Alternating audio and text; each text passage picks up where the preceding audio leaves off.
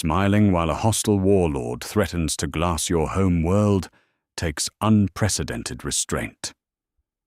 Ambassador Ryan Belmont sat across the negotiation table, absorbing every venomous insult and arrogant sneer.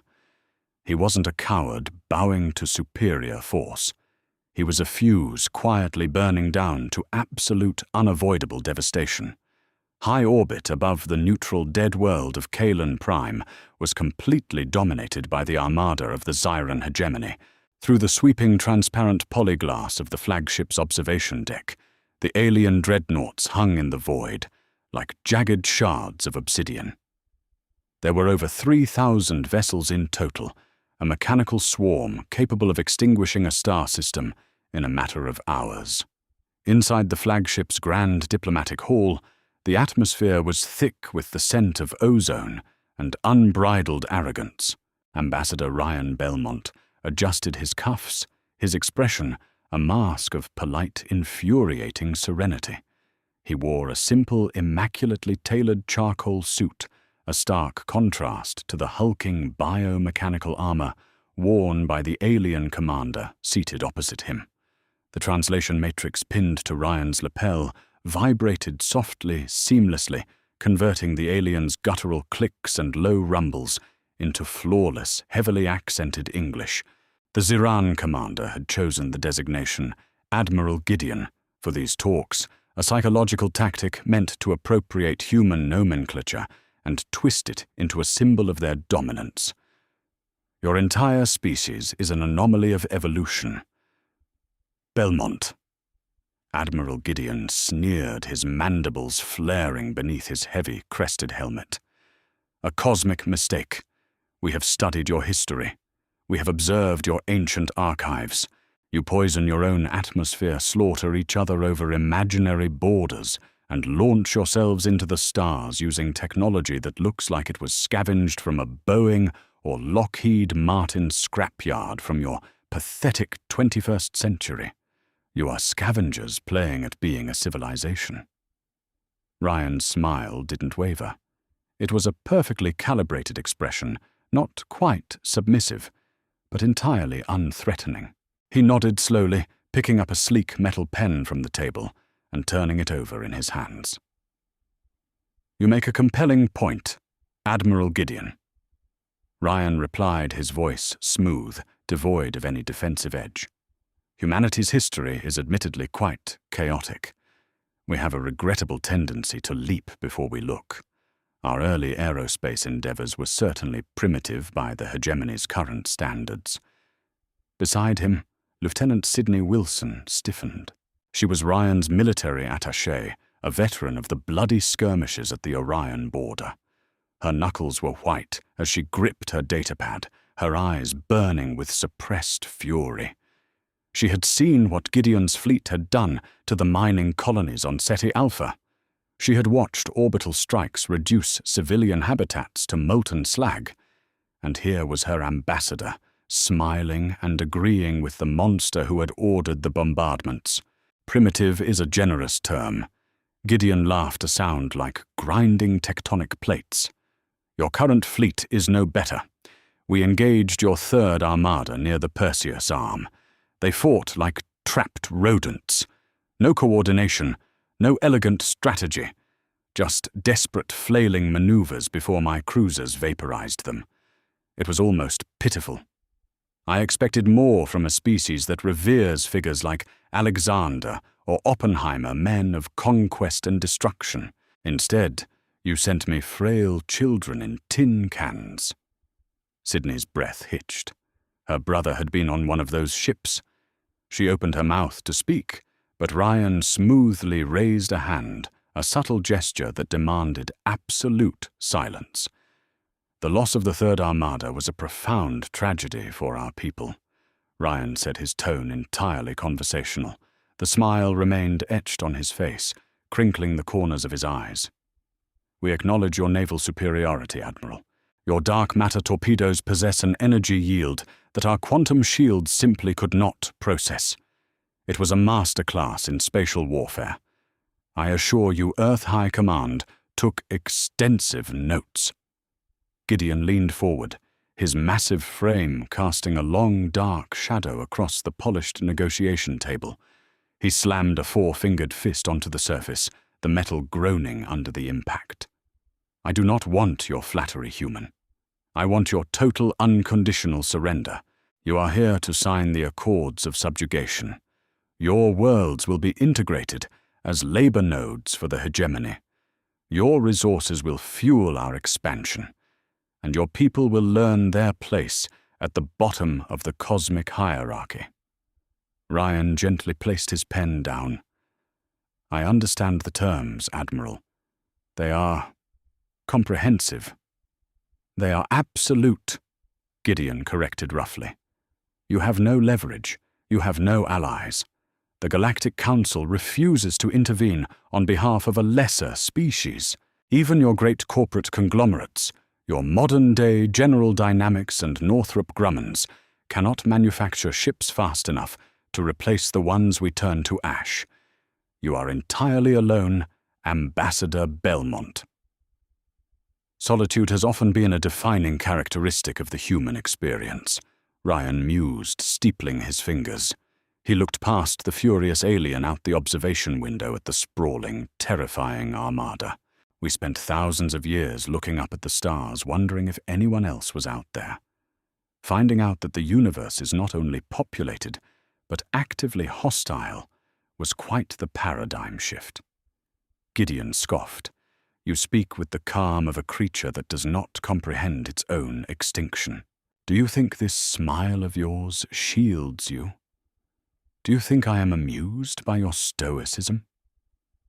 "I think, Admiral," Ryan said softly, "that in the face of overwhelming odds, diplomacy is the only shield a reasonable man possesses. I am simply trying to ensure that my species survives to see the next solar cycle. If that requires me to sit here and absorb your constructive criticism, then I am more than happy to do so." The alien commander glared at him, trying to find the crack in the human's facade. There was none. Ryan Belmont was a fortress of polite agreement. He absorbed every insult like a sponge, reflecting nothing but subservience. It disgusted Gideon, but it also satisfied his immense ego. "Read the document, Belmont," Gideon commanded, sliding a heavy holographic data slate across the table. "Every clause, every condition. Understand the chain you are wrapping around your world's neck. You have exactly 2 standard hours to sign it, or I will order my fleet to jump to Sol. We will not bother invading Earth. We will simply boil your oceans from orbit." 2 hours seems like an entirely reasonable time frame. Ryan smiled, pulling the slate toward him. "I am a fast reader. Lieutenant Wilson, would you be so kind as to assist me with the resource allocation appendices?" Sydney stared at him, her eyes wide with betrayal. "Ambassador." "Sir, you can't be serious. The terms here, they strip us of all planetary defense grids. They mandate the dismantling of our orbital shipyards. We must face reality, Lieutenant," Ryan said, his voice carrying a strange, resonant timbre that only Sydney, who had worked with him for 5 years, recognized. It was the voice he used when he was setting a trap. "The hegemony has bested us. We must adapt." He turned back to the data slate, his eyes scanning the alien text. The smile never left his face, and the clock began to tick down. For the next 90 minutes, the grand diplomatic hall was agonizingly quiet, save for the hum of the ship's life support systems and the occasional polite inquiry from Ambassador Belmont. He dissected the treaty with the mundane meticulousness of a mid-level corporate accountant, asking for clarifications on minor logistical points that drove Admiral Gideon to the brink of a violent outburst. "Ambassador," Gideon growled, his patience thoroughly exhausted. "The specific gravity of the tungsten exports from Mars is irrelevant to the overall surrender. You are wasting my time." "My apologies, Admiral," Ryan replied brightly. I only wish to ensure that humanity fulfills its new obligations to the hegemony with absolute precision. We would hate to default on our quotas due to a clerical misunderstanding. For instance, regarding Section 4, Subclause B, the decommissioning of our defensive satellite network. The phrasing suggests a manual teardown. If we use automated salvage drones modeled after old Tesla orbital schematics, would that be acceptable? I do not care if you dismantle them with your bare hands, Gideon roared, slamming his fist down again. Just sign the document, you have 20 minutes left. My weapon officers are already spinning up the dark matter cause. Give me a reason, Belmont. Give me one excuse to erase your miserable homeworld. Ryan smiled a wide, almost boyish grin that seemed entirely out of place under the threat of genocide. Patience, Admiral. Good diplomacy, like a good vintage wine, takes time to breathe. We are fundamentally altering the destiny of 18 billion human beings.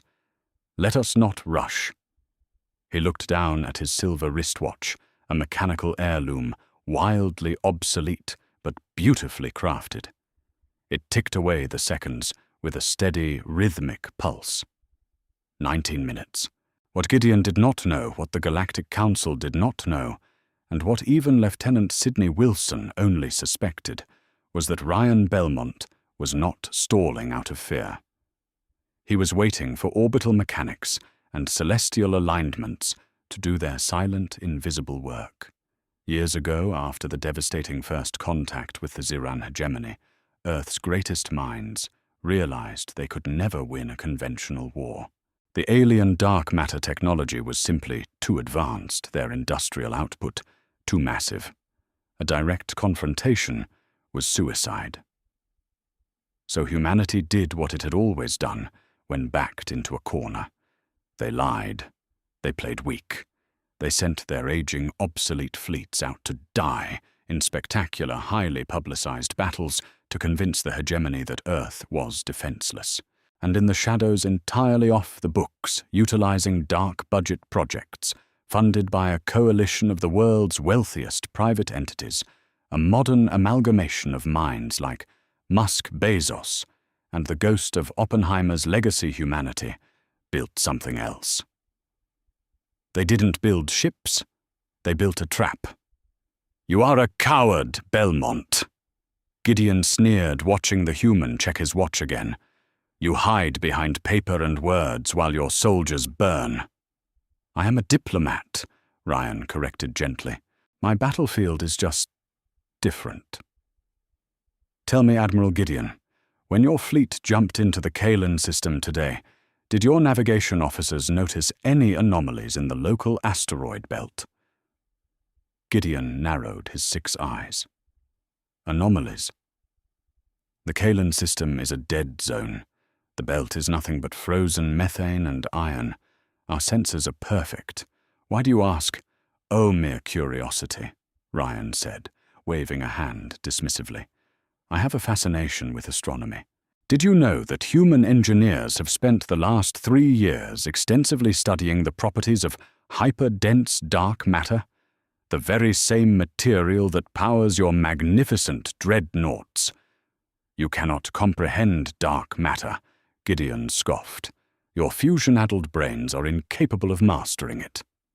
Perhaps, Ryan agreed smoothly. But we are very, very good at breaking things. It's a talent. You mentioned Oppenheimer earlier. A man who split the atom, not to create energy, but to create a cascade of catastrophic destruction. We humans love a good chain reaction. 10 minutes left. Sydney looked at Ryan, her heart pounding against her ribs. The facade of the submissive ambassador was cracking, peeling back to reveal something cold, sharp, and terrifyingly calm. The smile was still there, but it no longer reached his eyes. His eyes were dead. They looked like the eyes of a sniper, exhaling right before pulling the trigger. Sign the treaty, Gideon commanded, his voice dropping to a dangerous low rumble. He sensed a shift in the room's dynamic, an invisible shift in power that his predatory instincts couldn't quite identify.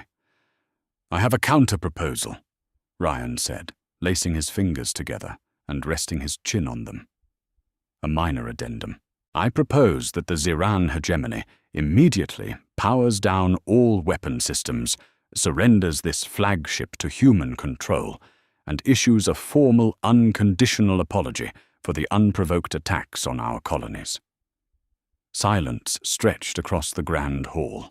It was so profound that Sydney could hear the blood rushing in her own ears. Gideon stared at Ryan. Then a slow, grating laugh erupted from his chest, echoing off the metal walls. You are insane. Your fear has finally broken your mind. You sit in the heart of my armada, completely at my mercy, and you demand my surrender.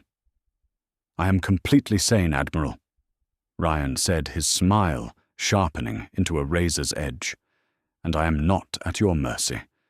You are at mine. He reached into his jacket pocket. Gideon's elite guards instantly raised their plasma rifles, targeting Ryan's chest. But the ambassador simply pulled out a small, archaic device, a physical detonator switch. It had a flip-up red cover and a single, heavy toggle. It looked like a prop from a 20th century war movie. Your sensors saw nothing in the asteroid belt because there was nothing biological to see. Ryan explained, his voice turning cold and authoritative. No ships, no life signs, just perfectly positioned, stealth-coated proximity mines. Millions of them. Sown throughout the entire orbital plane of Kalen Prime over the last 6 months. Gideon scoffed, though a flicker of doubt crossed his alien features. Explosives, chemical or nuclear, they will not even scratch our quantum shielding. No, they won't, Ryan agreed, which is why they aren't nuclear. They are subspace resonance disruptors. They don't target your shields, Admiral. They target the dark matter containment fields of your own engines. Gideon froze. You see. Ryan continued, standing up slowly, towering over the negotiation table, despite his smaller stature. The smile was completely gone, now replaced by an expression of absolute, terrifying judgment. We learned from our skirmishes. We learned that dark matter is highly unstable when exposed to a specific frequency of acoustic resonance. If those containment fields fluctuate for even a microsecond, the engines don't stall. They implode, and then they ignite. You are bluffing, Gideon hissed, slamming his fist on the table. You do not have the technology. We didn't, Ryan said softly, but we stripped it from the wreckage of the cruisers you so kindly sent to murder our people on Ceti Alpha. We reverse-engineered your arrogance, Admiral. Ryan checked his watch one final time. The hands aligned perfectly at 1400 hours, the exact moment the hegemony fleet completed its defensive orbital spread, placing every single one of their 3,000 dreadnoughts within the calculated blast radius of the invisible minefield. I sat here for 2 hours, Ryan said, his voice dropping to a harsh whisper. I smiled while you insulted my species. I smiled while you bragged about slaughtering innocent colonists. I smiled while you mocked the people I was sworn to protect. He flipped the red cover open. I smiled, Ambassador Ryan Belmont said, looking directly into Gideon's widening eyes, because I knew exactly how you were going to die. He threw the switch. Space outside the observation deck remained agonizingly still for exactly 3 seconds after the switch clicked downward. Inside the grand diplomatic hall, the heavy silence stretched until it felt like a physical weight pressing against the hull. Admiral Gideon stared at the small, archaic detonator in Ambassador Ryan Belmont's hand. For a fleeting moment, a shadow of genuine doubt flickered across the alien warlord's multifaceted eyes. He looked at his own command consoles, then out the reinforced polyglass window at his invincible armada. Nothing had changed. The obsidian dreadnoughts still hung in the void, projecting absolute dominance. A harsh, clicking laugh erupted from Gideon's throat, snapping the tension in the room. A toy. Gideon mocked, his mandibles vibrating with dark amusement. "You sit in the heart of my command center and play with broken mechanical toys. There are no minds, Belmont. There is no resonance wave.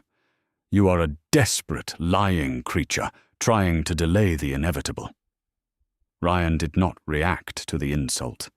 He simply adjusted his cuffs again, placing the red-covered switch gently onto the polished metal of the negotiation table. Physics Admiral does not care about your disbelief. And sound, while incapable of traveling through the vacuum of space, travels exceptionally well through the localized subspace fields generated by your own engines. Lieutenant Sidney Wilson held her breath, her eyes darting between the unbothered diplomat and the looming alien commander. Then the flagship's main tactical holographic projector violently flickered. It started at the far edge of the orbital formation. A single Zyran dreadnought, a massive vessel measuring over 3 miles in length, suddenly shuddered. Its sleek, black hull seemed to blur, vibrating at a frequency that distorted the light of the distant sun. "Commander," one of the alien bridge officers shrieked, their guttural language bleeding through the translation matrix with raw panic. "Containment fields on the outer perimeter ships are collapsing. The dark matter cores are destabilizing. Reroute power to the magnetic stabilizers." Gideon roared, spinning around to face the tactical display. "Eject the cores if you must. We cannot," the officer screamed. "The automated safety protocols are locked. The resonance wave is scrambling the localized logic gates. The engines believe they are operating at optimal parameters." Ryan smiled, leaning back comfortably in his chair. "That is the beautiful irony of your technology, Admiral. Your ships are entirely automated, relying on flawless sensor data. When the sensors lie, the ship obediently kills itself." Outside the window, the first dreadnought imploded. It was not a fiery explosion. It was a terrifying, silent collapsing of matter. The massive ship folded inward upon itself, crushed into a microscopic singularity by the raw, unleashed gravity of its own dark matter core. A fraction of a second later, the singularity rebounded, releasing a blinding shockwave of exotic energy that tore through the void. The shockwave slammed into the adjacent ships, their containment fields already vibrating violently from the invisible subspace resonance mines immediately shattered. It was a cascade of absolute devastation. 3 dreadnoughts collapsed, then 10, then 50. Sidney watched in stunned awe as the pride of the Zyran hegemony, the invincible armada that had burned human colonies and terrorized a dozen star systems, was reduced to a chain reaction of localized black holes.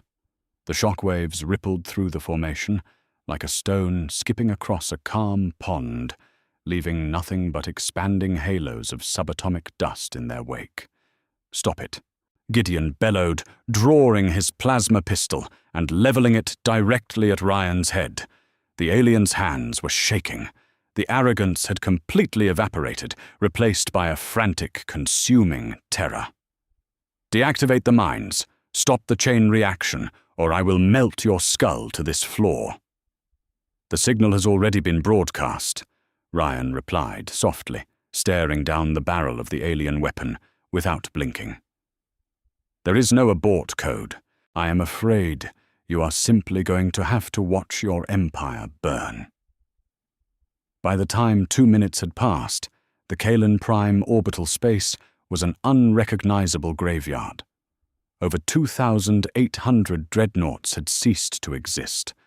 The sheer volume of energy released by the dying ships painted the vacuum in swirling auroras of violent purple and blinding white radiation. Only a handful of ships remained positioned at the absolute center of the formation. Among them was Gideon's flagship. "Why are we still alive?" Gideon growled, his voice cracking. He lowered the pistol, realizing that killing the human would solve absolutely nothing. His fleet was gone. His power was broken. I calibrated the resonance blast radius to spare a sphere of roughly 10,000 kilometers at the center of your formation, Ryan explained, standing up and smoothing out his suit jacket. I needed you alive, Admiral. Someone has to carry the message back to your high command. Suddenly the lights inside the flagship flickered and died, plunging the grand diplomatic hall into emergency crimson illumination. The artificial gravity lessened slightly, and the low, ever-present hum of the ship's engines ground to a halting halt. Sir, we have lost main power. The bridge officer reported, their voice hollow with despair. Our core has been automatically locked down to prevent implosion. We have no weapons. We have no faster-than-light capabilities. We are stranded. Ryan picked up his data slate and slid it back across the table toward the defeated alien warlord. Now Admiral Gideon, Ryan said, his voice ringing with absolute, undeniable authority. Let us revisit the terms of this treaty. I believe you mentioned something about unconditional surrender. Total annihilation of the Zyran fleet was a masterstroke of human deception, a brilliant science fiction victory born from extreme desperation. But this interstellar triumph was not purely a product of futuristic imagination. The brutal karma that struck the alien armada was, in fact, an exact macro-scale replication of a real-life Earth event. Humanity had not invented this strategy in the stars. They had resurrected a ghost from the 21st century. Centuries before, Ambassador Ryan Belmont sat across from an alien warlord. Human nations fought invisible wars in the digital shadows. Back in 2010, the world witnessed the first true digital weapon, the Stuxnet computer worm. It was a piece of code so sophisticated, so entirely ruthless in its execution, that it permanently altered the landscape of global security. Stuxnet was designed with one singular, terrifying purpose: to destroy the nuclear centrifuges at the Natanz enrichment facility. Much like the Ziran hegemony, the operators of that real-life facility believed they were untouchable. Their systems were air-gapped, entirely disconnected from the internet. They possessed overwhelming defensive protocols. They were arrogant in their security. But karma, especially when engineered by brilliant minds, finds a way. Real-life private cybersecurity expert and researcher Ralph Langner was one of the key figures who finally unraveled the terrifying genius of Stuxnet. He discovered that the malware did not simply shut down the facility. That would have been too obvious, too easily fixed. Instead, the code used a technique of agonizing deception. Once inside the system, Stuxnet recorded normal, optimal operating data from the centrifuges. It then looped that fake data back to the human operators and safety sensors. While the control room screens showed everything running perfectly, the malware silently manipulated the acoustic and rotational frequencies of the actual centrifuge rotors. It spun them up to critical speeds, then slammed the brakes repeatedly until the physical machines tore themselves apart from the inside out due to extreme resonance and material stress. The operators watched their machines destroy themselves, completely paralyzed because their invincible sensors insisted everything was fine. Ryan Belmont had simply taken Ralph Langner's real-world analysis of Stuxnet and scaled it up to a cosmic level. Admiral Gideon and the Zyran hegemony were victims of their own immense hubris. They believed their dark matter technology was beyond human comprehension, just as the engineers at Natanz believed their air-gapped facility was beyond infiltration. Gideon relied entirely on automated systems to monitor his fleet, completely trusting the digital feedback from his ships. By deploying subspace resonance mines, human engineers successfully mimicked the Stuxnet attack. They introduced an invisible vibration that attacked the physics of the alien engines. And crucially, the mines jammed the Zyran diagnostic sensors, looping back signals of perfect health, while the containment fields were slowly shaken to absolute pieces. Karma hit back with devastating precision. The aliens who had weaponized their advanced technology to bully, subjugate, and eradicate lesser species were destroyed by the very automation they worshipped. The trap worked, not because humanity had bigger guns, but because they understood the universal vulnerability of arrogance. Inside the crippled flagship, the reality of this cosmic karma settled over Admiral Gideon like a suffocating shroud. He was trapped in the dark. His invincible fleet was reduced to an expanding cloud of radioactive debris. His weapons were dead, his engines silent. He looked at Ambassador Belmont, finally understanding the true nature of the creature sitting across from him. Humans did not fight with brute strength. They fought with calculated, terrifying intellect. "You engineered this," Gideon whispered the translation matrix, struggling to capture the absolute defeat in his alien tone. "You used our own perfection against us." "Perfection is a myth, Admiral," Ryan said, plainly, packing his mechanical watch and his pen into a sleek leather briefcase. "Any system, no matter how advanced, has a blind spot. Yours was assuming that your superiority granted you immunity from consequence." Sydney Wilson stood tall beside her ambassador, the fury in her heart finally settling into a profound, grim satisfaction. She looked out at the debris field, thinking of the destroyed colonies, thinking of her brother. The scales had not just been balanced, they had been permanently shattered. "Sign the datapad, Gideon," Ryan instructed, his tone shifting back to the polite, unyielding diplomat. "The new terms are simple. You will broadcast a full surrender to your high command. You will order all Zyran forces to withdraw from human-claimed sectors. In exchange, we will send a salvage tug to tow this floating tomb back to your home world, so you can personally explain how a primitive species used an ancient digital trick to break your empire." Gideon's four-fingered hand trembled as he reached for the datapad. He had no leverage. He had no fleet. He pressed his biological signature against the glass, officially capitulating to the species he had intended to enslave. "A pleasure doing business with you," Ryan said, snapping his briefcase shut. He turned and walked toward the shuttle bay doors, his footsteps echoing sharply in the silent, red-lit hall. Humanity had proven that whether you are dealing with 21st century centrifuges or 25th century dark matter dreadnoughts, the rule of karma remains absolute. The bigger the ego, the harder the fall. Did you enjoy this epic tale of interstellar karma and technological judo? If you love seeing humanity outsmart arrogant alien empires using real-life historical tactics, hit that like button. It helps push these stories to more sci-fi fans just like you.